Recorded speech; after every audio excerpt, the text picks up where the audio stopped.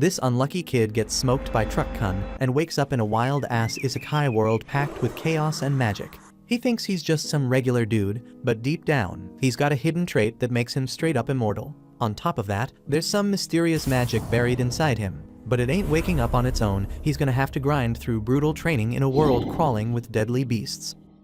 The story kicks off in a medieval-style isekai world, where a high schooler named Ryo is laid out flat inside a quiet, empty cottage. The place is bare, no furniture, nothing on the walls, just 2 old books and a knife sitting on a dusty table. Ryo gets up without even glancing at them, steps outside, and takes a breath of fresh air, looking around to find himself surrounded by nothing but towering mountains stretching as far as the eye can see. He stares at his own hands, then casually whispers, "Water, come forth," and sure enough, a little ball of water pops into existence and splashes gently in his palm. All of this began a few days earlier, when Ryo suddenly woke up inside a strange white void, no walls, no ground, just endless emptiness. Before he could freak out, a calm voice reached him, and an angel appeared right in front of him, reading his mind like it was written on a board.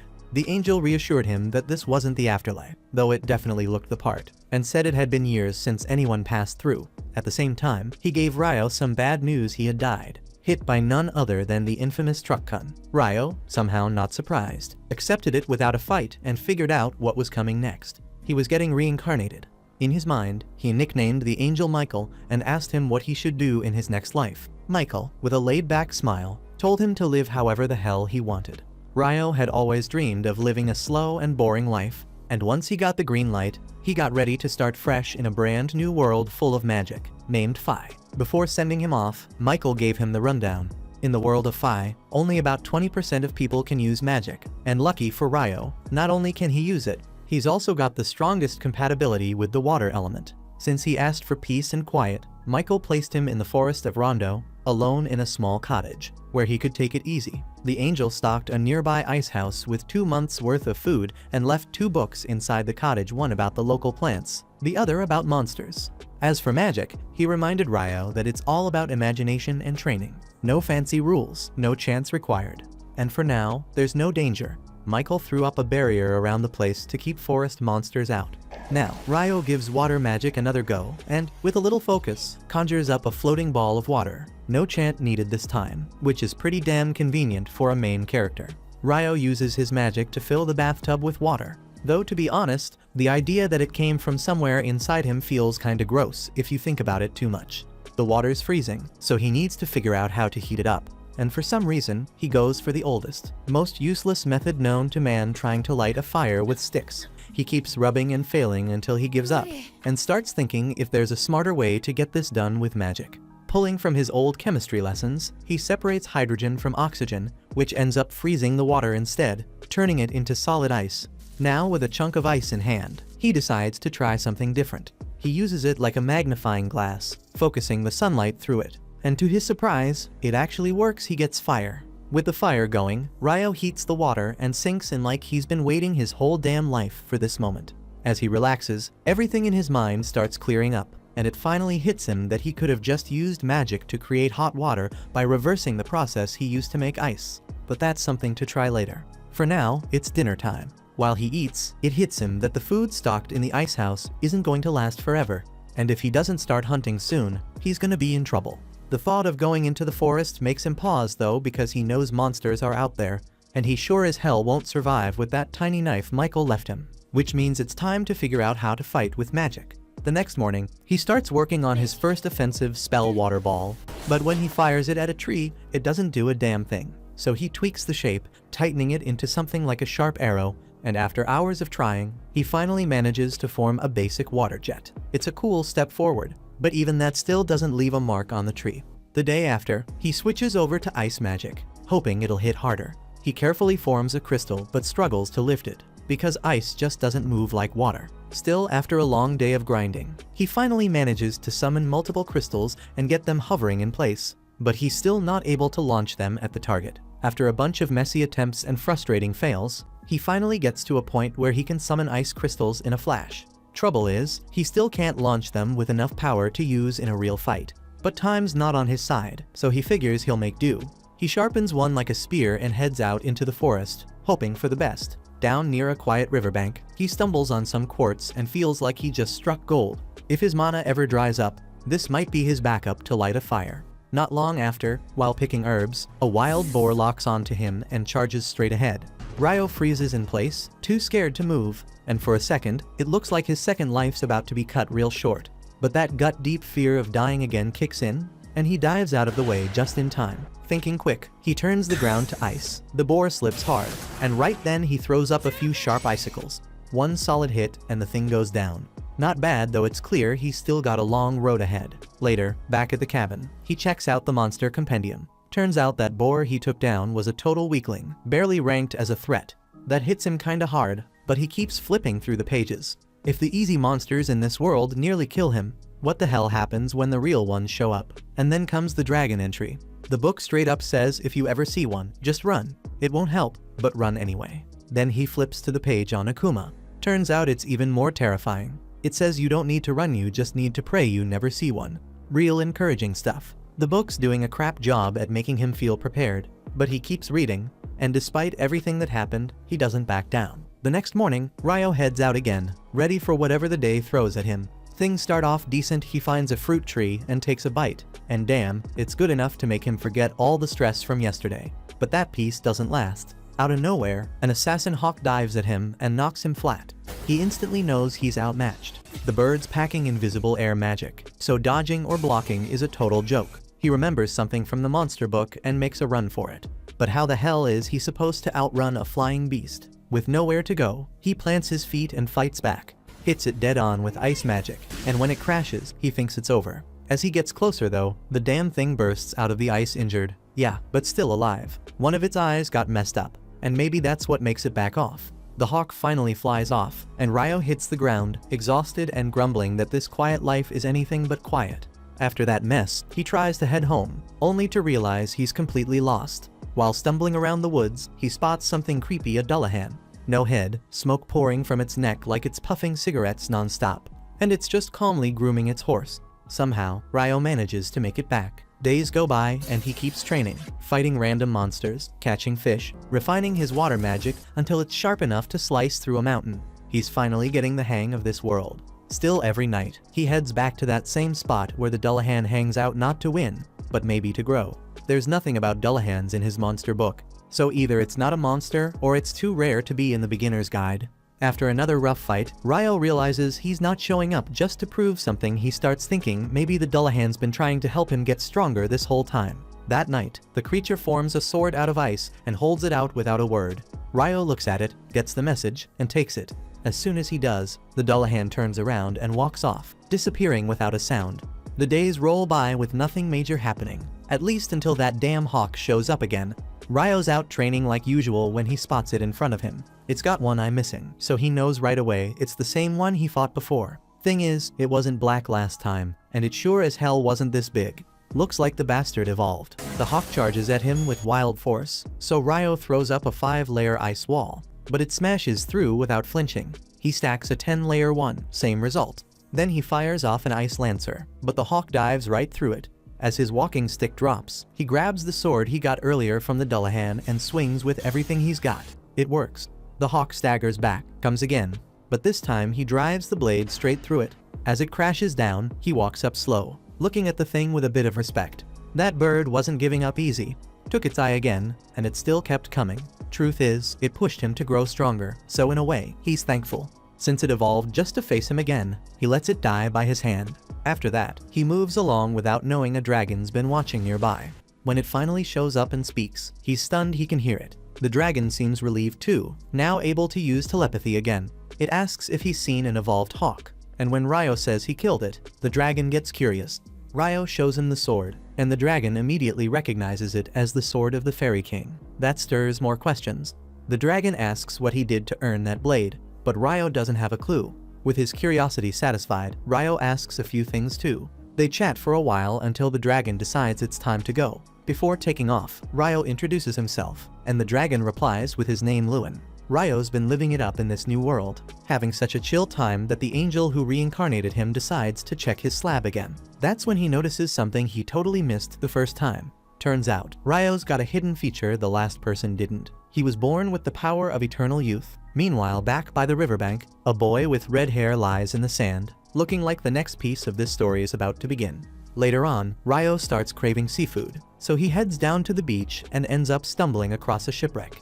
He spots a guy lying near the wreck, but after checking him out, it's clear he didn't make it. Then out of nowhere, he hears someone groaning, and for the first time since he got to this world, his eyes light up. Finally, another human. The guy's name is Abel, and he's stuck replaying what happened.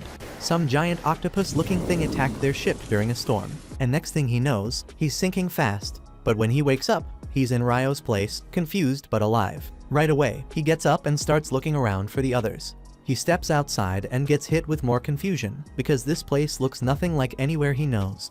While he's still trying to figure it out, Ryo shows up behind him.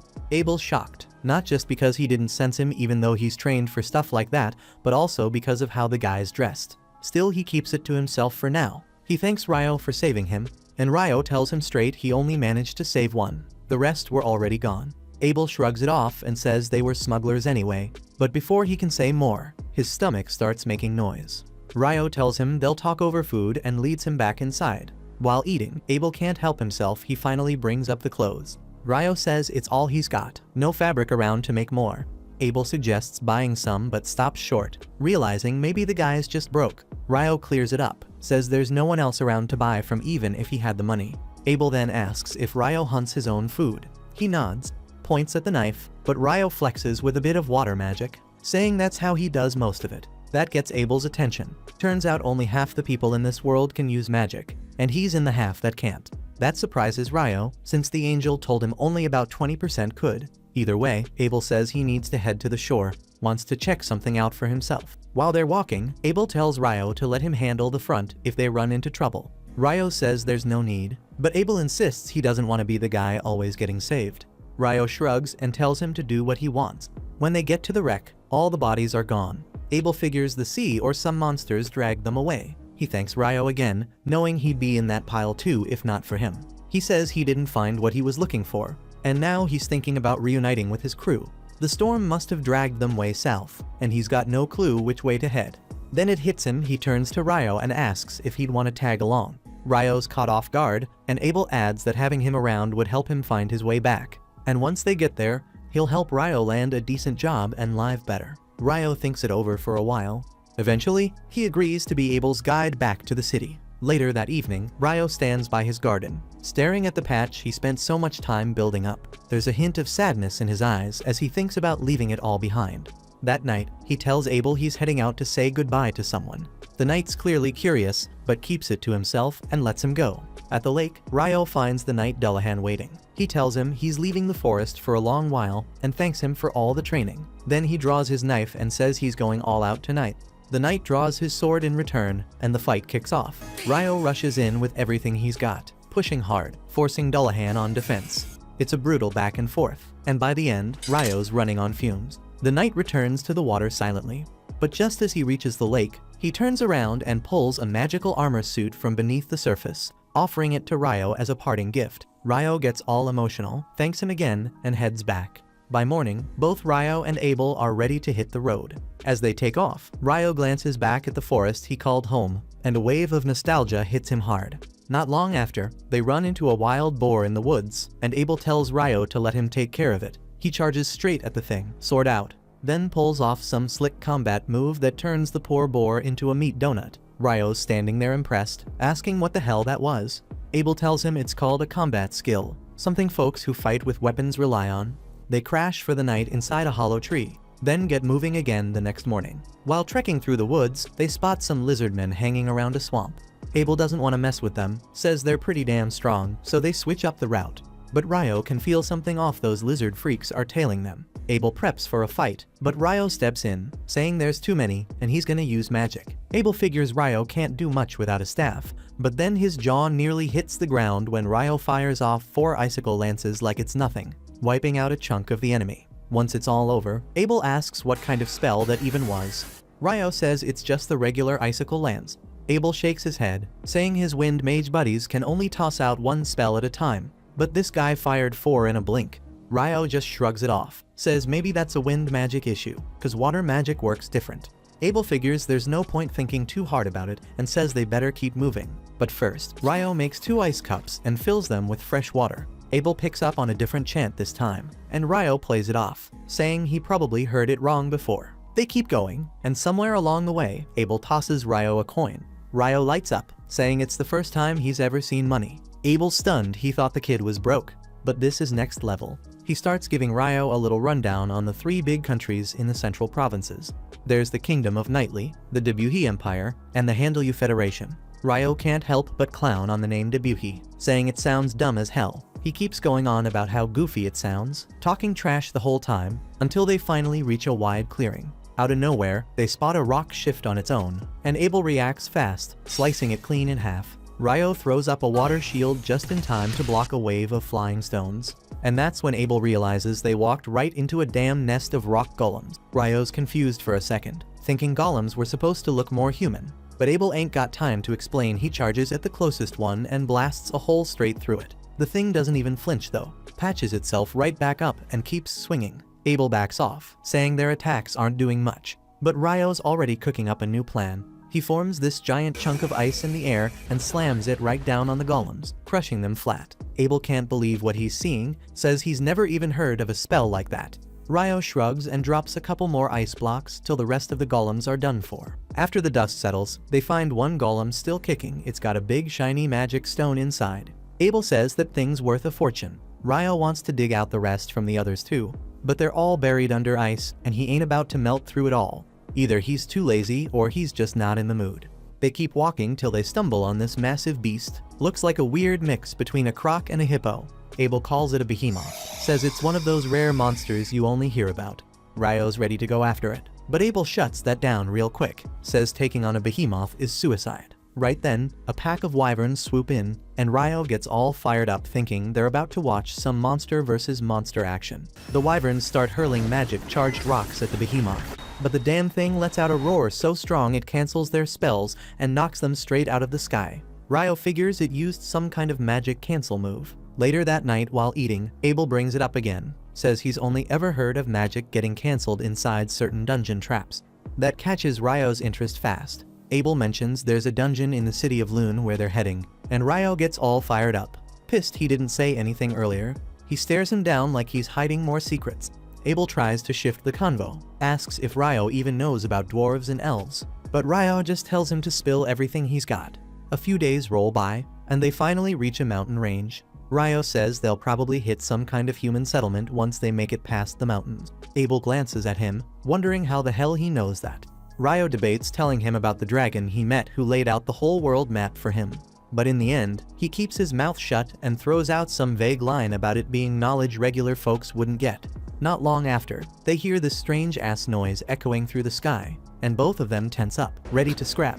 That is, until a massive griffin swoops down from the clouds.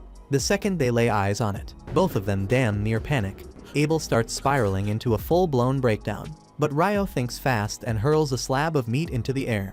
Abel copies him without even thinking, and the griffin scoops up both chunks before soaring off like nothing happened. Once it's gone, they let out a shaky breath, both knowing that if it had decided to attack, they wouldn't have lasted a second.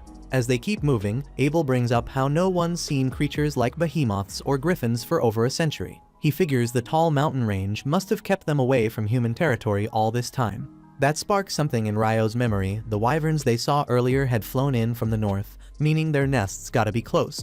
Turns out he's right again. They stumble across a group of wyverns feasting on some poor beast. Ryo's ready to throw hands, but Abel tells him those things usually take a whole squad of at least 20 pros to take down. Ryo says they won't always be able to avoid a fight and asks if things would be easier if the wyverns couldn't fly. Abel says hell yeah, ground them and he'll finish the job up close. That's all Ryo needs to hear. He steps forward and throws out some dramatic fake chant before launching 4 ice lances straight into the wyvern's wings, pinning them to the dirt. Abel doesn't waste the opportunity, goes in swinging and finishes the job. But 2 more wyverns drop in out of nowhere. Ryo locks them down too, this time without chanting a single word. That makes Abel raise an eyebrow, clearly suspicious, but he lets it go for now.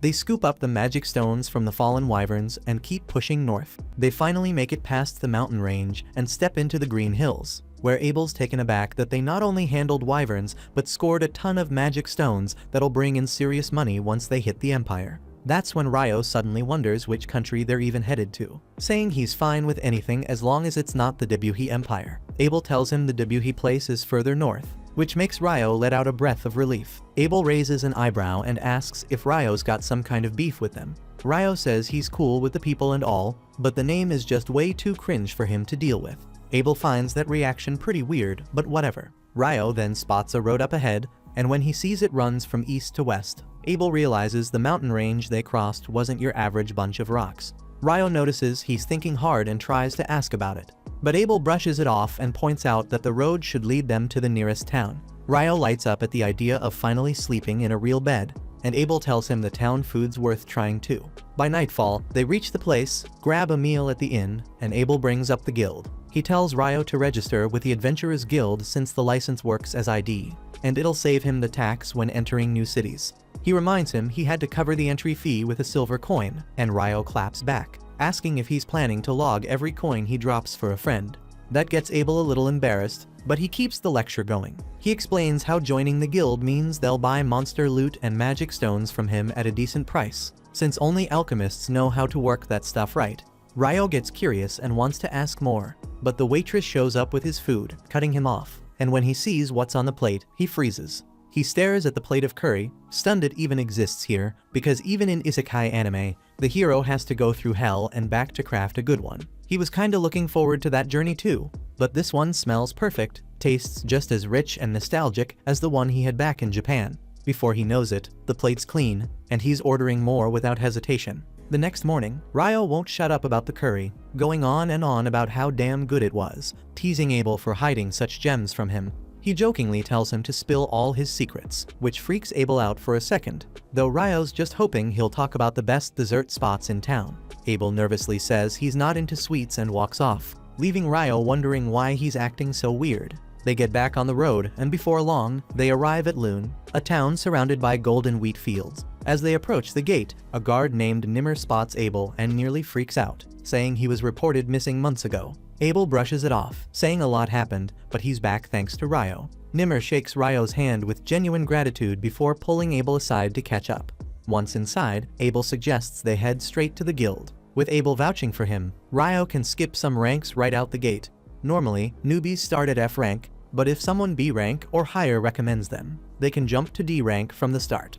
Ryo nods, clearly interested. At the guild, the moment Abel steps in, the whole place lights up. Everyone rushes over like he's some kind of damn hero. Ryo's happy for him, seeing how loved he is, so he steps out for a breather, figuring Abel deserves this moment. While wandering outside, Ryo suddenly bumps into an elf girl. He's drawn in by her sharp ears and pretty face, but she's eyeing him just as much, focused on his outfit. She recognizes the coat he's wearing, saying it belongs to the Fairy King, and assumes the king must think highly of Ryo to gift him something like that. He has no clue what she's talking about, but before he can ask, she says she's in a rush and hopes they meet again, then disappears down the street. Ryo stands there frozen, trying to make sense of what the hell just happened. When Abel steps out to get him, he drags him back inside and proudly introduces him as the guy who saved his life. The others start thanking Ryo left and right, and for once, he doesn't mind being the center of attention. Right after that, Abel brings Ryo to the front desk and tells the receptionist to register him as a D-rank adventurer under his recommendation. The receptionist freezes for a second, shocked that someone from Abel's squad is vouching for another person, since that's never happened before.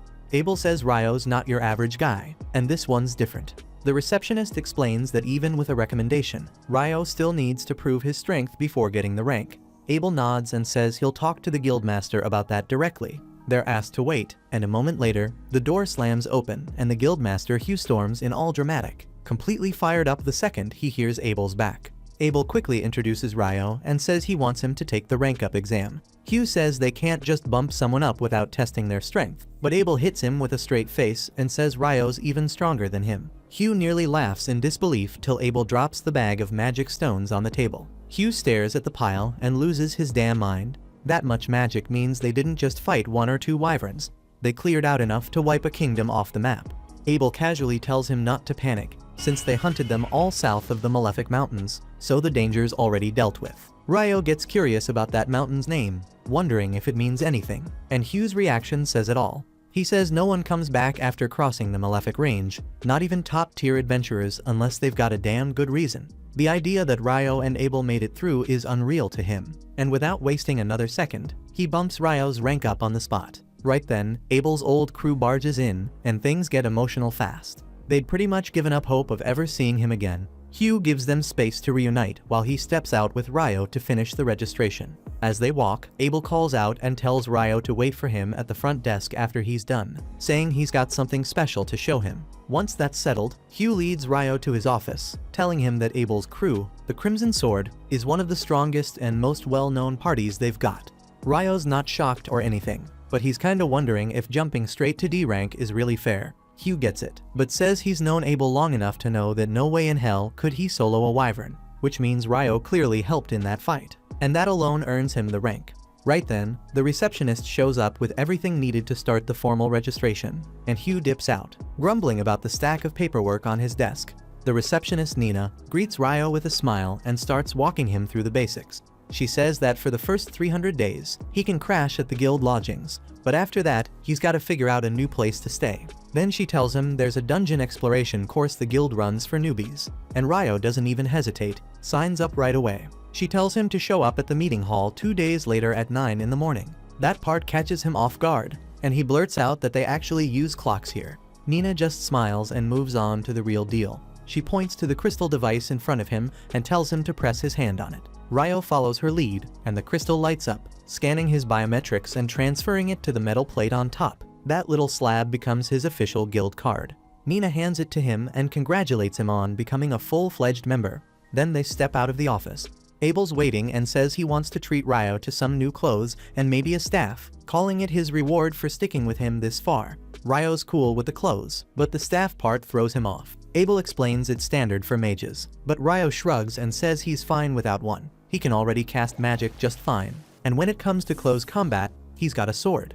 Abel raises a brow and asks where the hell that sword even is, and Ryo casually points to the little knife he's been carrying. That's when Abel really starts to question reality, but Ryo brushes it off, saying there's something way more important than gear right now. He needs solid info about how this world works before anything else. Not long after, he figures out that the hours, days, weeks, and months in this world run exactly like back on Earth, and they even use the metric system to measure stuff. At this point, he's convinced someone from Earth must have shown up way back and flipped the whole setup, which explains all the familiar things around here. Right then, Abel shows up from the store after covering what Ryo bought, then tells him the real fun hasn't even started yet. He drags him to a massive impact with his guild buddies, all throwing a party for his safe return. They go hard all night, and by morning, Nina's gotta pull Ryo out to show him where he'll be staying. She brings him to a room already housing 2 rookie adventurers. The brown-haired guy calls himself Mills, and the blonde one's Ito. They welcome him in, and once Nina bounces, Mills starts going on about how into her he is. Ito tells him to quit dreaming about girls way out of his league, then shifts the convo to ask Ryo about the guild lodgings. Before long, Nina swings back in with another new recruit tagging behind. The kid nervously says his name's Ammon. He looks pretty young, so they ask his age, and he says he's 16. His parents just passed, so he's diving into adventuring to survive. Nina tells them to make him feel at home and tells Ryo to meet her in the hall with Ammon the next day. Meanwhile, Abel's filling in his crew on what he's seen Ryo pull off using magic with no staff, freezing wyverns, and wiping things out with ice. One of them, Lynn, ain't buying it. She starts dropping logic about how magic doesn't work like that with range and placement. But Abel swears that's exactly how it went down. He even brings up how Ryo took out rock golems using blocks of ice, which Lynn flat out says should be impossible. Then Rihia, another teammate, chimes in, saying there's only one person who ever showed that kind of power, the Inferno Magician. But that name's mostly a bunch of rumors since no one alive saw them in action. Some of them start getting nervous, wondering if Ryo's that strong. What if he flips sides or backs the Empire? Abel shuts that down quick, saying there's no way, since Ryo straight up hates the name Debuhi Empire too much to ever support it. Back in the room, Ryo's cracking jokes with his new crew, thinking how wild life's gotten, but it honestly feels good. A couple days later, Ryo and Ammon finally finish their dungeon speedrun bootcamp for newbies, and their instructor announces they'll hit up the dungeon's first floor this afternoon. Ammon is already panicking at the thought of his first real dungeon run, but Ryo tells him to chill the hell out, because if he stays tense like this, he'll just tire himself out before they even step inside. The instructor then turns to the group. asking if anyone still needs something clarified, and Ryo immediately asks whether adventurers can warp directly to floors they've cleared before. The instructor is clearly surprised by the question, since normally only seasoned dungeon crawlers would know to ask about that. He goes on to explain that while some dungeons down south have built-in warp points between checkpoints, sadly Loon's dungeon isn't one of those fancy places with special perks. After that, the instructor leads all the rookies straight to the dungeon, which happens to sit smack dab in the city's center. He mentions that the whole city was literally built around the dungeon itself, adding that every few years monster numbers inside suddenly spike, sometimes even sending monsters flooding to the surface. He goes on to reassure the nervous rookies by explaining how the huge walls around the dungeon exist solely to protect regular citizens from monster outbreaks, and quickly adds there's no need to worry about any monster waves popping off anytime soon. Not much later, the group reaches the beginner-friendly first floor of the dungeon, which luckily doesn't hold any seriously nasty creatures. The instructor gives them the okay to explore freely, but makes sure they stay near the entrance. Ryo immediately teams up with Ammon, and moments later he senses something coming their way. He tells Ammon to get ready to attack while he takes care of pinning down whatever approaches, and Ammon nervously draws his sword. Soon enough, a monster ant pops into view, and Ryo instantly recognizes it as a soldier ant from the guidebook he's been studying. He instructs Ammon to target its neck while he traps it firmly using ice spears. Ryo perfectly pins the monster flat against the ground, allowing Ammon to slice cleanly through its neck, earning himself his first ever kill. Ammon goes crazy excited over this success, and Ryo quickly retrieves the ant's magic stone as a trophy marking their first official victory. That evening, they have dinner alongside their roommates who insist on throwing a mini celebration for their successful first dungeon run.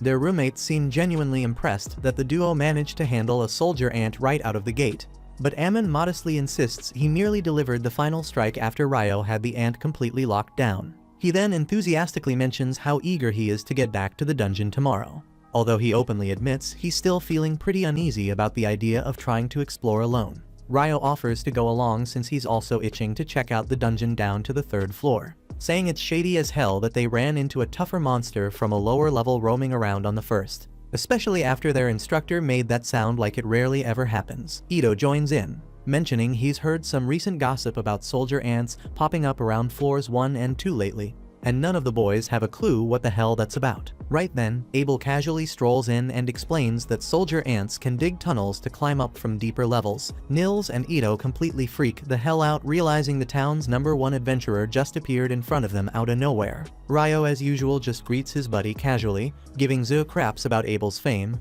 Abel teases him by asking the guys to watch over Ryo since he seriously lacks common sense. Nils jumps straight up, saluting Abel with maximum enthusiasm and blurting out that he's his biggest fan. He passionately announces his ultimate dream of becoming a legendary adventurer just like Abel someday. Eagerly asking for the honor of shaking his golden hand, Abel gladly gives him that handshake, advising Nils with a smile to chase his dreams, but reminds him seriously that surviving should always stay top priority. Ryo bluntly asks Abel why he's hanging around here at this hour, and Abel replies he literally just got back from his latest mission. Before Abel can even finish speaking, his entire party suddenly storms in, the girls clearly pissed that Abel came here instead of reporting straight to the guildmaster like he's supposed to. Abel tries desperately explaining he was only giving some rookie adventurers helpful tips, but Lynn isn't buying his crap at all and instantly orders Warren to drag his ass out of there. Warren effortlessly hoists Abel onto his back while Abel starts whining exactly like a damn toddler. Meanwhile, Lynn suddenly shoots Ryo a sharp, jealous stare. Ryo awkwardly asks what the hell she wants, prompting the priestess Rihya to quickly snap Lynn out of it and politely apologize to Ryo for their rude interruption. As they leave, Ito and Nils totally lose their minds fanboying over Abel's party. But Ryo honestly can't wrap his head around why everyone thinks that crew of clowns is so amazing. At the same moment, Rihya gently scolds Lynn for glaring at Ryo in public. But Lynn insists she was simply curious because Abel never shuts up about Ryo's magic lately. Rihya admits she's also interested to finally see Ryo's real abilities in action, and Abel reassures them all they'll get their chance very soon. Next day, Ryo and Ammon go back into the dungeon, this time running into a pack of monster dogs. Ryo easily pins down all the beasts again with his ice spears, while Ammon impressively shows off his sword moves by personally cutting down a couple of the monsters himself. Later during their short break, Ryo comments that Ammon's sword style weirdly reminds him of Abel's technique. Ammon clarifies he learned swordplay from some old dude named Kiro, who trained at a famous swordsmanship academy back in the capital. Hearing that, Ryo immediately figures Abel must have trained under that same academy, and he seriously sees real potential in Ammon now, believing the kid might genuinely become a ridiculously strong swordsman someday. Ammon's pretty impressed Ryo knows so much about swordsmanship despite mainly being a mage. Ryo just shrugs it off, casually mentioning he did some training with an instructor for a bit before eventually figuring out his own fighting style. He notes that Ammon's current sword technique looks exhausting as hell physically, though it's also super reliable, suggesting he just needs to boost his stamina. Ryo recalls Abel getting up at sunrise every single morning during their travels to practice sword forms, pointing out that even talented guys gotta bust their ass to improve. Ammon instantly gets hyped up by this, promising he'll work even harder to become strong, and Ryo gives an approving nod. Next morning, Ryo heads over to the library and is blown away by how freaking huge the place is. He asks the librarian where he can find some books about alchemy, and she leads him to shelves filled with beginner manuals. Overwhelmed by the sheer number of choices, Ryo figures he needs fresh air to clear his head. But just as he steps out, everything suddenly turns pitch black as a total solar eclipse covers the entire city in darkness. Ryo stares up at the sky in disbelief, barely able to grasp what's happening around him. Moments later, he realizes something weird as hell went down. Everyone around him completely vanished, leaving him all alone in a creepy, unsettling silence. Suddenly, he senses danger rushing at him from behind. Trusting pure instinct, Ryo spins quickly, summoning a solid ice barrier just in time to deflect a powerful burst of flames. He tries to figure out who just tried roasting him alive. Then he notices a terrifyingly attractive demon lady strolling toward him, looking like she stepped right off a Hollywood action set. She grins confidently, clearly amused to find a random human stuck inside her domain, definitely planning to kick his ass. Ryo immediately realizes he's facing a genuine demon, and he's absolutely positive she's the strongest opponent he's encountered since arriving here. He briefly considers running for it, but quickly sees there's no realistic way he'll escape from this weird dimension, no matter how fast he moves. Gritting his teeth, he accepts fighting is his only option now. Instantly, he creates multiple ice barriers surrounding himself just as the demon unleashes another devastating wave of fire. His barriers hold firm against the flames, but then the demon suddenly changes strategy, firing off an invisible wind bullet that effortlessly pierces Ryo's ice shields, only to harmlessly bounce off his robe. The fiery demon lady stares in disbelief, completely confused how a human's cloak just blocked her attack. But after taking a closer look, she quickly recognizes Ryo's cloak as the Fairy King's robe, realizing immediately he must be a mage with real power to own something that rare and survive her attacks. She decides she'll simply cut him down with her sword instead of wasting time with magic. Meanwhile, Ryo knows he's in deep trouble if she gets close, and prepares himself mentally for the toughest fight of his life. Ryo summons his ice sword too, bracing himself defensively as the fierce demoness rushes him with full force. She's insanely fast, forcing him into frantic evasive moves as one vicious slash barely misses his face. Spotting an opening, he strikes back with a hailstorm of frozen spears, but she effortlessly sidesteps every projectile, too busy having fun to notice the solar eclipse slowly fading. At the same moment, Ryo figures she's enhancing her speed using wind magic. Then she suddenly launches herself straight at him, trying to end the fight in one deadly blow. But Ryo easily deflects her strike, realizing that despite her blazing speed, her sword skills aren't nearly as brutal as those hellish lessons he went through fighting that headless knight. The demon pauses in shock, genuinely amazed by Ryo's abilities, demanding to know who the hell this human is to wield both the Fairy King's robe and blade. Losing patience, she forms a blazing fireball to burn him alive, but Ryo instantly cancels it out with a timely ice spear.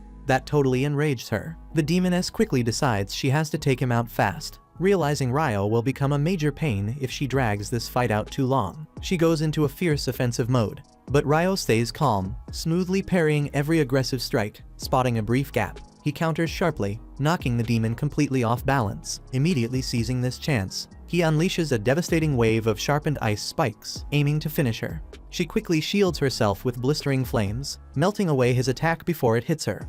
But as Ryo's relentless assault ramps up, she's forced to summon thick stone walls as extra defense. Ryo adapts fast though, changing his approach by launching slicing jets of high-pressure water, effortlessly cutting through the rocky barriers and landing multiple hits on her. Stunned that Ryo's magic is actually injuring her, the demoness is luckily saved by the dense smoke clouding his vision. Sensing a perfect opportunity, Ryo charges forward ready to land the finishing blow, but she desperately leaps ahead, blocking his strike head-on. Their swords clash violently midair, But Ryo's momentarily distracted when he sees the demoness's injuries rapidly regenerating in front of him. She instantly takes advantage of this brief hesitation to land a powerful hit, smashing him into a nearby building. Preparing to end him for good, she suddenly feels tiny water droplets falling on her skin. Confused, she glances upward just in time to see a scalding raindrop landing on her face, hotter than freaking boiling water. She shrieks in pure agony, immediately covering herself inside a protective stone cocoon, desperately waiting for the burning rainfall to stop. Meanwhile, Ryo slowly gets back on his feet, calmly touching down again, already prepared to unleash his next move. Without warning, the demoness explodes into a furious blaze, violently blowing apart everything nearby. She slowly marches towards Ryo, murderous intent radiating off her. But right then the eclipse starts fading away. Sunlight brushes against her blade, shattering it into nothing. She stops dead in her tracks, clicking her tongue in frustration, bitterly stating they'll have to settle things another time. Ryo mocks her, telling her to hurry up and piss off already. Surprisingly unbothered by his attitude, the demon casually introduces herself as Leonore and asks for his name. Ryo reluctantly responds, clearly signaling he couldn't care less about chatting with some demon. Leonore is intrigued that Ryo obviously knows exactly what she is, making her instantly regret screwing around instead of killing him outright. She warns that someday they'll have their rematch, though another demon might cross his path first, telling him not to die to some weakling, because when she returns, she'll be far stronger and definitely won't hesitate to finish his ass off. A chill runs down Ryo's spine hearing that, but just then, the eclipse disappears completely, and reality snaps back to normal, leaving no trace of their chaotic fight. Feeling shaken, Ryo decides to just buy his books quickly and get some rest. He heads straight to the bank, cashing in on the hefty stack of coins earned from selling all those wyvern magic stones. Afterwards, he swings by the dorm hoping to check in with his roommates, but when he realizes they're not around, he's just about to leave when he spots them being cornered and harassed by a group of douchebag adventurers. Nils and Ito curse at the group's leader, a big jerk named Dan, for cowardly ambushing them while they're still injured. But Dan sneers back that monsters won't show them any pity either when they inevitably die in the dungeon. Suddenly, Dan's cronies drop unconscious as Ryo quietly knocks them out from behind, calmly telling Dan he's absolutely right, but maybe he should take his own advice sometime. He casually taunts Dan, asking if he's planning to run now that his buddies are out cold. Enraged, Dan recklessly charges Ryo, but he effortlessly sidesteps him, smashing his sword handle directly into Dan's gut, forcing the bully to puke out what's left of his breakfast. Ryo immediately shifts his attention to healing his injured friends, lightly scolding them about needing to toughen up so no weak-ass punks can catch them off guard again. But he decides that right now they all deserve a proper break. Together they hit up the public baths, where Ito, their resident priest, heals the nasty wound left by Leonore's wind bullet. As everyone sits soaking comfortably in the hot water, curiosity finally gets the best of them, and they start bombarding Ryo with questions about who the hell could actually injure someone as strong as him. Ryo briefly considers mentioning the demon, but quickly dismisses the idea, deciding relaxation is their priority right now. Everything else can wait. Not long after that, Ammon, Nils, and Ito start heading into the dungeon as a team. While Nils and Ammon handle the goblins head-on, Ito sticks to the back, ready to patch them up whenever they take a hit. As Nils grabs the magic stones from the fallen goblins, Ito focuses on healing Ammon, and the two of them start chatting about how close that last encounter was. Nils says they should pull back before it gets worse, and Ito agrees there's no way they were supposed to run into goblin archers on the 4th floor. Meanwhile, Ammon still wants to hunt a few more monsters and make some quick cash, but Nils remembers what Abel told them about not throwing their lives away for something that doesn't matter. So they turn back and head to the surface, which ends up being the smartest move they could have made, because just a few levels deeper, another group of adventurers gets wiped out by a massive beast they never saw coming. Back on the surface, Ryo's still thinking about how insane Leonore's magic was, but at least he could keep up with her casting speed. Tells himself he needs to push his strengths even further and fix his weak spots. That brings up a sore one: he couldn't match her speed yesterday, not even close. He gets a little jealous of her wind magic, but instead of sitting with that, he shakes it off and starts thinking of his own way forward. He figures he could use a water jet to launch himself, and while he's tried that underwater before, he's not sure it'll work on land. He starts by forming an icy platform ahead of him, then blasts hundreds of tiny water jets from different points along his back to push himself forward. But he barely moves faster than an old grandma at a crosswalk, clearly pissed off, but calls it a work in progress, which honestly describes his mental state too. After that, he heads to the library to dig into anything he can find about demons and alchemy. Around the same time, Lynn, the low-ranking wizard from Abel's party, is there too. She's flipping through records, trying to find anything about a spell that can make an ice wall strong enough to crush a golem, but nothing's turning up. That actually makes her kind of happy, wants to believe Ryo's a fraud who tricked Abel, because in her mind only the continent's strongest wizard could pull off something like that. Right as she's putting the book back on the shelf, spots the elf girl Sarah. The two of them share a quick hello and chat for a bit before Sarah remembers she's got to meet up with her group and walks off. Back at the guild, Ammon and the others return, and the moment Nils sees the receptionist Nina, he starts stuttering like a total simp. Ito smacks him on the head and steps in, telling Nina they found goblin archers on the 5th floor, which isn't supposed to happen, and that's why they rushed back to report it. Nina takes a look at the magic stones, confirms them, then hurries off to inform the guildmaster, thanking the boys for bringing in something this important. Hugh's not too happy when he hears that goblins showed up on the 5th floor. Since they're the kind of monsters that usually stay below the 10th, figures this might be the start of something bigger. So he tells Nina to call in every party ranked B and above. She lets him know that only 2 high-ranking parties are in town right now, Abel's Crimson Sword and the White Brigade. Not long after that, Abel and his crew head to Hugh's office, and he's already annoyed because it means he'll have to work with the White Brigade, and he can't stand their leader. The girls tell him to quit whining, and he takes a deep breath to calm himself before walking in. Phelps from the White Brigade is already there, and Abel has to fight the urge to grimace the second he sees him. Once they both sit, Hugh lays it out for them goblins on the 5th floor. Info's solid. Says Crimson Sword and White Brigade both need to head into the dungeon and check for signs of a monster outbreak. Last time it happened was 10 years ago, so even if it feels early, it's still a possibility. To get them moving, he offers 100 gold up front and another 200 once the job's done. That's when Abel asks if they're just supposed to investigate and nothing more. Hugh nods, and then Phelps jumps in, wanting to know what they're supposed to do if it's already started. Hugh tells them plain and simple, if it's an outbreak, get out fast. They'll seal off the dungeon and call in the knights to handle the monsters. Says he already alerted the Lord and the knight headquarters, because if this thing's real, they've got to be ready. After that, he asks both groups if they're up for the mission, and they agree without hesitation. The next morning, Ryo's already up and getting ready to head out to the Northern Library by the time his roommates start waking. He tells them he's planning to dive deeper into alchemy and heard that place has books on more advanced stuff. Ito nods, says that's true, and that D-rank adventurers and above can access it without any problem. Ammon chimes in, says he's heard whispers about forbidden books being stored there too. That gets Ryo fired up, but Ito quickly brings him back down, telling him those are off limits unless you're at least B-rank.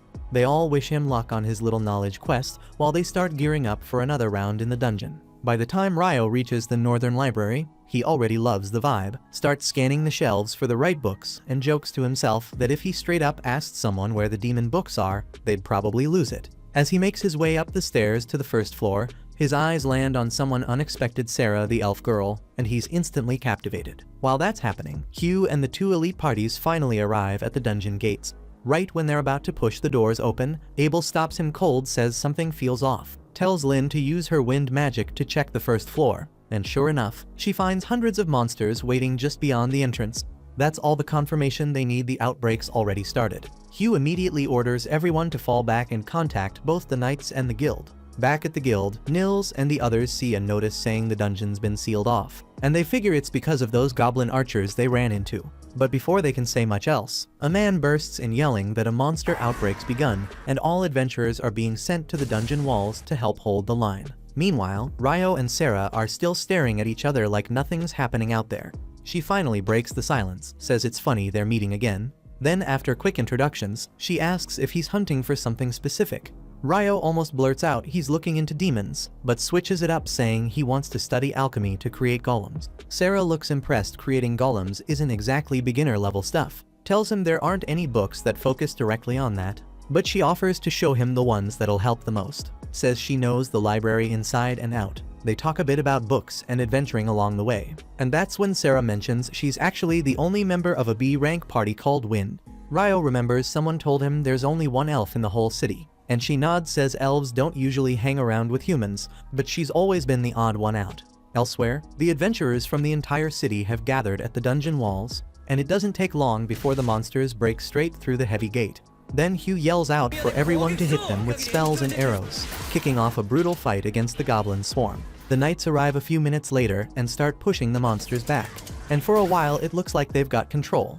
But Hugh's frowning. There are way more monsters this time than what he saw in the last outbreak. As the fight drags on, Abel's group runs out of arrows. That's when Nils shows up with a whole damn barrel of them, panting along with a message from Hugh his party's supposed to handle the boss monster once the wave ends. Not long after that, most of the goblins are down, and Hugh gives the order. Abel and Phelps are to lead their parties into the next phase, so they jump down from the wall, and Lynn uses her wind magic to slow their fall. The moment they land, they charge through the stragglers and head for the gate, stopping there to wait for the boss. That's when a goblin general steps out. They figure it's over once he's taken down. But then 2 more follow behind him, and Abel realizes this ain't a normal fight. He tells them they've got a goblin king on their hands, and if those generals stick around he's gonna be even worse. So they split the work. Abel and Phelps each take one. While Lynn and Rihia handle the third, they jump into the battle, and Abel cuts off his opponent's arms, but right then he spots something terrifying, a towering shadow at the dungeon's mouth. Yells for everyone to get down.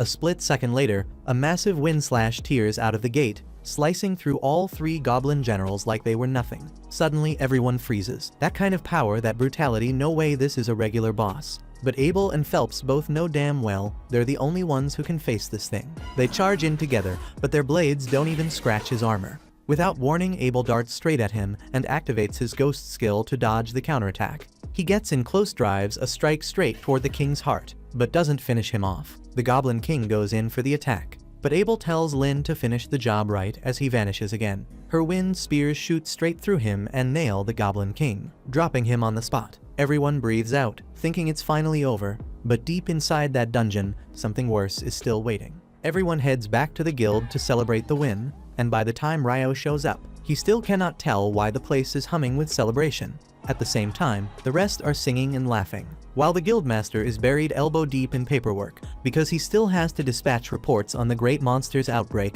and run the payouts for the adventurers who helped deal with it. On top of that, researchers from the royal capital are bound to arrive to collect data on the great monster's outbreak, so he has to handle them too. At the same time at the party, Abel has just finished explaining everything that happened with the monster's outbreak while he was in the library, and then Abel's friends arrive. Lynn has been wanting to ask Ryo in person for a while, so she tells him she wants to know whether he can create thick ice walls at range. Ryo confirms it, and to be exact, he says he can cast up to roughly 40 meters away. It took him a long time to get the feel for it, so it is not as easy as he makes it look. Even so, Lynn has never heard of anyone throwing magic that far, so she asks if it is an original spell, and if so, she wants to know what incantation he uses to trigger it. Ryo says he will be glad to show her later, and as for the words, he just makes them up on the spot, so she can say whatever she wants. Meanwhile, Mills points out that most of the food is already gone, so if Ryo does not hurry, he will end up with nothing to eat. He excuses himself, then heads for a plate, but Lynn is still stuck on what he meant about going with the flow for incantations. Abel explains that Ryo uses spoken lines because he thinks they look cool, and he can cast without saying a word, which sounds even wilder to her than the ice walls. The next day, Nils, Ito, and Ammon gather at the guild to look for work, but they are disappointed to find the board empty. At the same time, Ryo happens to walk by, and he asks what the 3 of them are doing there, since they usually are out working by now. Unfortunately, after the monster's outbreak yesterday, the dungeon was shut for inspections, so they will not be able to go in for a while. They were hoping to find a resource gathering job to get by in the meantime, but with all the items that dropped during the monster's outbreak, there is not much demand for gathering right now. Putting their own issues aside, they ask Ryo what he is up to, so he tells them he is hunting for magic copper ore because he needs it to start learning alchemy. Ito recalls hearing that magic copper ore is crazy expensive, and Ryo says he is right, since the last shop he visited quoted 50 gold pieces for a single copper piece. Even so, the cash does not mean much to Ryo because he is loaded, but he wants to help his friends out. So he asks if they would be interested in gathering magic copper ore for him, says he is willing to pay them 4 gold coins each whether they find any ore or not, and if they do bring some back, he will buy it off them for 25 gold coins. All 3 are stunned because that is more money than they have ever seen. But Ito asks whether Ryo is really fine with paying them that much. Ryo says that if they do find copper, he will only have to pay 37 gold, which is cheaper than the 50 gold he would pay in town, so it is a good deal for him as well. At the end of the day, the math works, since they confirm that Ryo is serious about the offer. The 3 of them rush off to begin the search, and once they are gone, Ryo hears a commotion outside. so he goes to take a look. Downstairs, he sees Dan arguing with a group of knights who are basically trying to kidnap a girl in broad daylight. The girl clearly does not want to go with them, so when they start dragging her away, Dan steps in and shoves the knight to loosen his grip on the girl. She is free now, but the trouble is worse, because the knights still outnumber Dan 4-1, and they are armed with swords, so there is no way he can win this fight. The group's leader gets ready to teach Dan a lesson for daring to challenge a knight, but as soon as he takes a step, he trips and smacks the ground. Everyone watching is confused, since there is nothing near the knight's boots. What the hell? Faces twist in confusion, and the knight refuses to swallow the embarrassment of tripping over his own feet.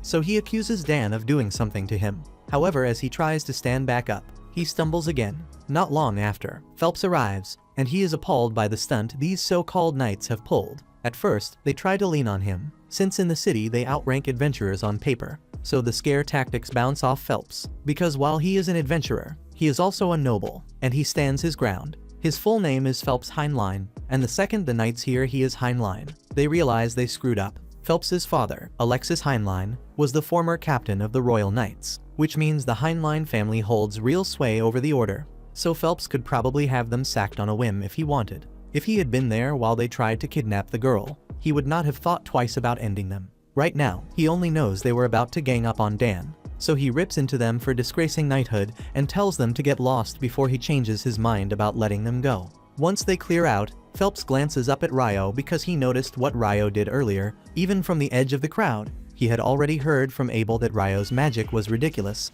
but seeing it with his own eyes still blows him away, since he has never watched anyone fire off spells at that kind of distance, or with that kind of precision. Of course, he does not plan to tell anyone that Ryo is the one who made those royal knights slip, since that would be a hassle for Ryo to deal with. But he genuinely appreciates the help, because he feels personally responsible for letting trash like that wear royal colors in the first place. Later that night, Ryo is grabbing lunch at the tavern when Abel drops in, but it is rare to see Abel without the rest of his party. So Ryo immediately figures he must be heading for the red light district after this. Abel panics and begs Ryo to quit talking before people overhear, and using pure deductive genius, Ryo decides that since Abel does not want folks thinking he is the type to hit the pleasure district, he must have his eyes on someone. At first, he thought it was Lynn, but Abel says he is wrong, because Lynn already has a crush on Warren. So with that settled, Ryo concludes Abel is crushing on Rihia, and Abel gets even more frantic trying to deny it, which pretty much confirms Ryo's hunch on the spot. Abel's crush aside, Ryo asks what he is really doing out on his own tonight, and technically Abel is headed for the pleasure district, but not for the usual reasons, and since Ryo is here, Abel could use a hand. One of the dungeon investigators sent to the Loon dungeon is an old friend of Abel, and the crown assigned royal knights to guard him while he is in town. Unfortunately, those guards are the same ones Ryo spotted earlier, and there are plenty of reports of them using their badges to commit ugly crimes. Abel heard they were in the pleasure district tonight, so trouble is only a matter of time, and he wants to shut them down before anyone gets hurt. As they walk, Ryo notices two adventurers talking, yet he has met every adventurer in this town by now, and he does not recognize those two. Abel says it is common for adventurers to travel to Loon to try the dungeon. However, the dungeon is closed right now, which makes the pair suspicious, especially since they are dressed in black and slip away the moment they realize Ryo and Abel are watching. A little later, Ryo and Abel deliberately cut down a dark alley, and within moments those shady adventurers spring an ambush. But Ryo saw it coming, then drops ice on their heads and floors the lot of them. To be honest, that was way easier than he expected. Even so, they still have no idea what these guys were planning, so they will hand them over to the guards for interrogation. Elsewhere in the pleasure district, Phelps walks alone while the knights creep up behind him. Their leader is still burning with embarrassment over Phelps getting in his way earlier, and the plan is to kill him tonight. However, just as they reach for their swords, every limb locks and not one of them can move. It was a trap set by Phelps from the start, because now that he understands how rotten this squad truly is, he would be a failure of a noble if he let them carry on. He had Shenna tag them with paralytic needles, and with the lot frozen in place he calls on her fire magic, reducing them to extra crispy chicken nuggets until nothing remains. The next day, the research team from the capital rolls into town, and just as the guildmaster predicted, they start trouble right away by claiming the entire day's food supply for their investigation. On top of that, Clive demands that Hugh reopen the dungeon and assign adventurers as protection while they work. Hugh says that is unreasonable, because no one knows what state the dungeon is in, and it could be seriously dangerous. However, Clive reminds him he was given full authority over the investigation, so Hugh has to follow orders. The advisor, Harold, apologizes to Hugh for Clive's behavior and promises to replace the supplies taken from the town, which Hugh appreciates. Yet Clive still refuses to drop the push to reopen and head in. In the end, Hugh gives ground and says he is willing to open the dungeon for Clive. But he makes it crystal clear that if anything goes wrong, neither Hugh nor the city of Loon will be responsible. It all lands on Clive's head. Clive starts to second-guess himself now that the blame would be his. But after all the arguing, he cannot back down, so he accepts Hugh's terms. Even so, they still need adventurers to escort the research team. Soon after, Ryo is heading to the cafeteria when a girl runs out and asks him to show her the way to the Adventurers Guild. Ryo was on his way to lunch, but since she needs help, he guides her to the guild. The girl's name is Natalie Schwarzkopf, and she is here to deliver a letter requesting Abel's party to defend the investigation team in the dungeon. Ryo is amazed that a team is being sent down there while the dungeon is closed, and Abel says someone must have pulled strings to force Hugh to reopen it. The reason the dungeon was closed in the first place goes back decades, after a monster's outbreak, and a ranked party went in to investigate and none of them returned. Even their leader, practically an S-rank superhuman, never came back. If whatever was down there could erase an S-rank, the guild would not gamble on it. So from then on it became standard to shut the dungeon whenever a monster outbreak hit. Ryo is intrigued by the story, but hunger wins, so he heads out to grab lunch, nods a quick goodbye. Once he is gone, Lynn asks if Natalie is really from the Schwarzkopf family, since they are renowned for legendary water magic. Natalie confirms it with a simple yes, so Lynn asks whether she has ever heard of magic that lets a mage raise an ice wall at a distance. Natalie says she is not sure something like that is even possible. So Abel answers that hard as it is to believe, Ryo can put up an ice wall about 40 meters away. On that note, he warns everyone here not to pick a fight with Ryo under any circumstances, and if they do end up across from him, they should just surrender, because even all together they would still lose. He also tells Natalie that if she ever needs help and cannot find the party, she should go to Ryo because he will handle it. 3 days pass, and Ryo's friends finally get back from their mission, having managed to gather 2 magic copper ores along the way. So Ryo pays them 90 gold in total on the spot, and they are thankful, because with that much coin they will not have to work for a while and can breathe. At the same time down in the dungeon, the investigation team has already reached the 7th floor in silence. But strangely, they have not seen a single monster yet, so they keep moving and continue deeper. Eventually, they come upon a black square set into the wall, and none of them knows what it is, since they have never seen anything like it before. Clive, however, is ecstatic, calling it a prime anomaly for analysis. He orders the crew to set up the measuring equipment so they can send data back to the surface, and once the instruments start streaming, the analysis team, including Natalie, will begin scrutinizing the feed to identify the anomaly. However, the moment Clive's team pushes the monodensity gauge through the gate, every one of them is teleported away, and the surface team loses contact at once. By the time they figure out what just happened, they're already standing in the middle of a grassy field, and thankfully no one's hurt, which is a damn relief. But they've got no clue where they are, and Clive with his crew is nowhere in sight. Somewhere else in the area, Clive has his team collecting data on the environment as fast as they can. If his theory's right, then the gate must have dumped them all in a different zone, which means there's a real chance they could be attacked. So everyone's staying alert. Still, Clive doesn't seem too bothered by the situation. He actually feels this might work in his favor, sees it as the perfect chance to prove that the monsters from the tidal bore originated from the 38th floor, just like he predicted. And since he's the one who discovered the teleportation gate, he's already imagining himself getting promoted to department head once they're back on the surface. That is, if they make it out alive, because the creatures around here don't exactly look like they're gonna welcome them with open arms. Back on the surface, Natalie and the rest of the team are still trying to piece together what happened to the adventurers when the locator suddenly switches back on. It only stays active for a second, not long enough to send a message. But the short signal reveals that the expedition group somehow ended up on the 40th floor of the dungeon, which makes no sense at all since they were on the 10th floor just a moment ago. Then this guy named Christopher steps into the tent, introducing himself as a researcher from the College of Magic who came to join the investigation. He knows his group and Natalie's team are technically rivals, but he says he's hoping they can fill him in on anything strange that's been happening inside the dungeon. Natalie and her team hold back for a second, not sure they should be sharing that kind of info, so Christopher explains what happened. He says earlier he was heading into the dungeon with the adventurers assigned to the second expedition, but right as he was about to enter, everyone in front of him suddenly disappeared. That's why he's desperate to know what the hell's going on. Hearing Christopher's story makes it clear that the adventurers down in the dungeon really did get teleported. And that explains how they wound up on the 40th floor. But it doesn't make things any better. Up to now, the deepest anyone has made it in the dungeon is the 38th floor.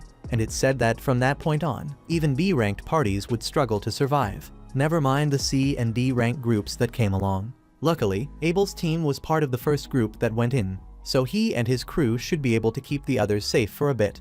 But if they don't come up with a way to pull them out soon, things are about to go downhill fast. When Natalie hears that Abel and his whole party are still trapped in there, she suddenly remembers what he told her before heading in. So she hurries off to the library to find Ryo and ask for his help. At the same time, back at the guild, Nina walks into Hugh's office and lets him know something's gone wrong. The team that entered just vanished after stepping through, and no one's been able to reach them since. So Dean Christopher wants Hugh to come right away so they can figure out what the hell's going on. Hugh jumps up from his desk and tells Nina he's heading out immediately, but asks her to keep the whole thing quiet till he gets back, because if the rest of the adventurers hear about it, it could send everyone into panic mode.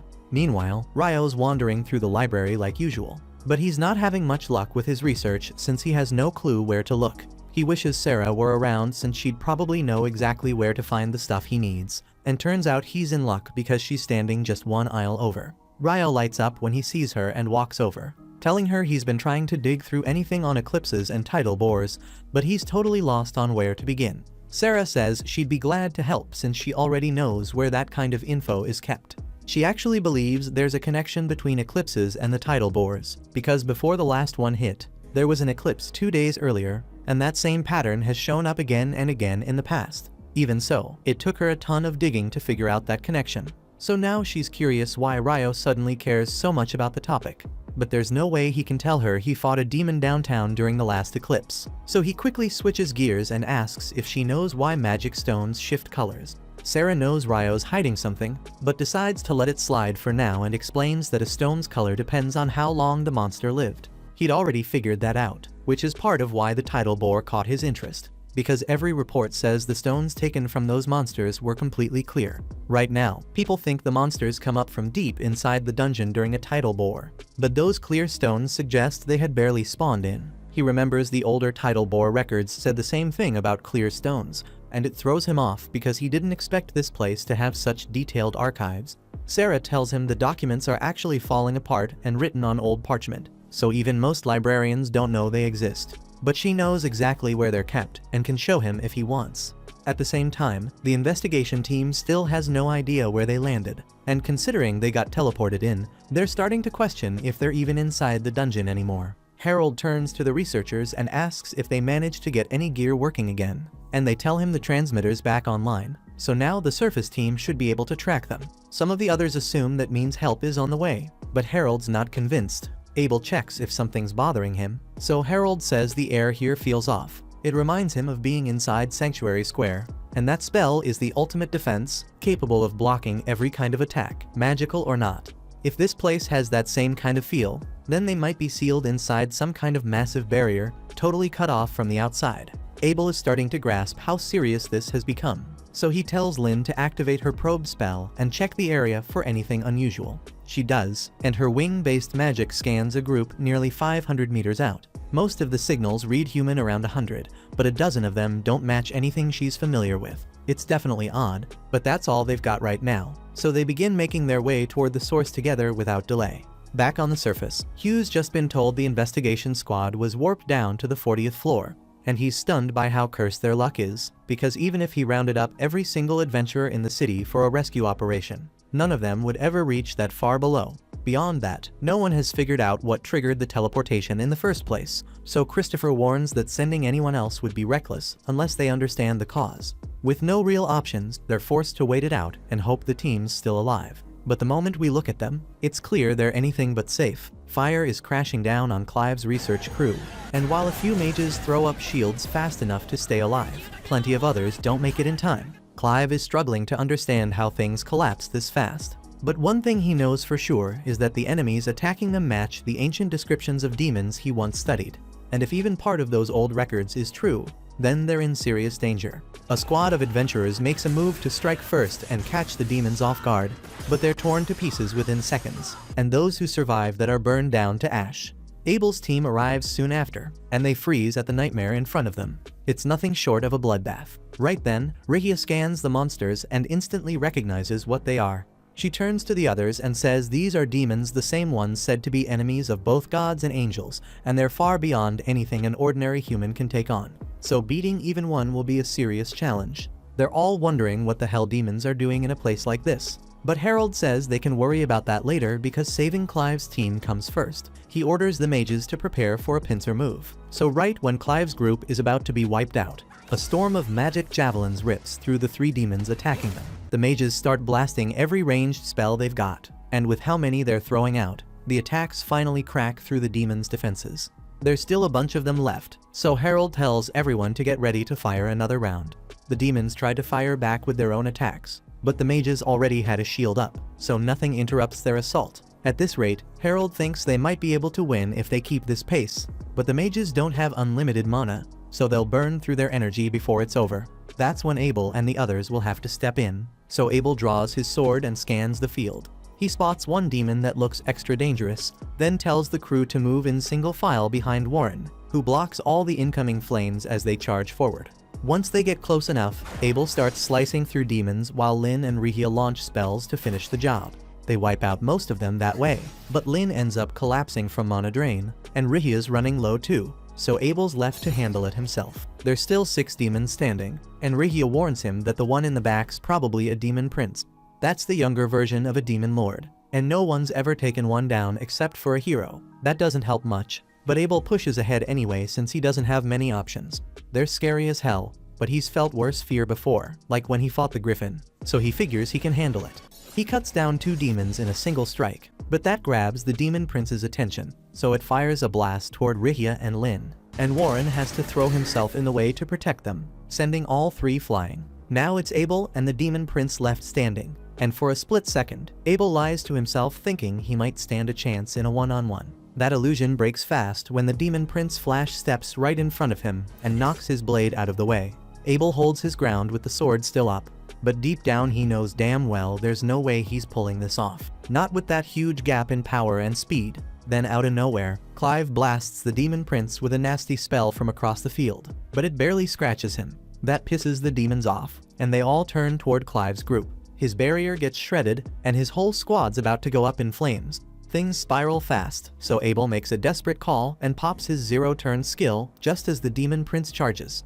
He manages to deflect the blade and pivot toward the demon's neck, but the bastard predicts it, ducks the slash and kicks Abel through the air. He's wobbling, can barely stay up, and the demon prince starts walking over, ready to chop his head clean off. Right then, Abel hears one drop of water, and out of nowhere, Ryo comes crashing through the damn ceiling. Abel stares like he's seeing a ghost, convinced he's dreaming, because the last person he expected to show up now is Ryo. But Ryo's chill about it, says a bunch of folks are worried about Abel and the rest, so he should hurry back, and he'll handle things here. Abel tries warning him that this ain't just some monster, it's a demon prince, but Ryo brushes it off. He's fought demons before, and this one doesn't feel half as scary as the last one. Honestly, if this guy's supposed to be a baby demon lord, no wonder he's that weak.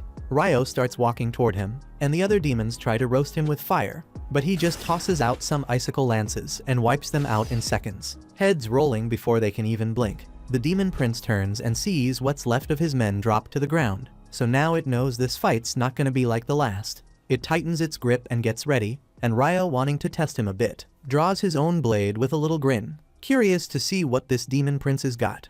Thank you for watching to the end. If you enjoyed this recap, please hit the like button and subscribe. If you have any suggestions or tweaks, share them in the comments. They help me improve.